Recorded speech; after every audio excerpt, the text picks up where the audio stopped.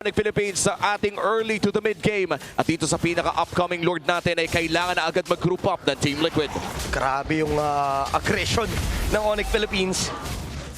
Parang sinasakop na nila yung jungle camp ng Team Liquid Philippines and they will successfully destroy this turret. Papalag ba ang Team Liquid Philippines? Sobrang layo ng kalamangan na meron ng Onyx Philippines sa ngayon pero hindi sila makikipagsabayan. But the diversion is there. Medyo delikado si Carl TZ. May sasalubong sa kanya.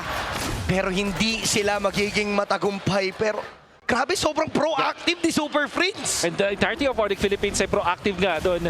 Nakikita natin na lumalang mga Onyx Philippines dahil constantly sila nag-apply ng pressure at napipigilan din makapag-farm itong si Teddy. Hindi nga man lang napapatay dito ang mga members ng TLPH dun sa past few minutes natin, pero ang dami namang farm na nakakuha ng Onyx Philippines. Mga-clear wave nila dun sa gilid, yung mga torre na nakakuha nila. And eventually, yung mga jungle camps na unti-unting inuubos ngayon ng Onyx Philippines, nagbibigay sa kanila ng maliliit na advantage, pero dahil sunod-sunod, ngayon ay lamang na sila ng 4K. Oh, JP, nahuli! Over Ayun na na naman, bakot. roamers.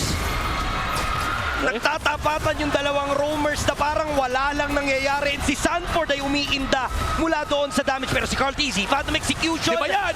sabay atras. Ngunit si JP naman dito, trying to survive. Go! Pero napakatindi. Nagkalawan na ipinapakita dito ni Kirk.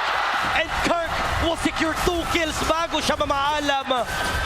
Grabe na ang galawan ng Onyx Philippines. Oh, This time wow! si Carl TZ mapapatumba rin Onyx Philippines with a 3.4K gold lead.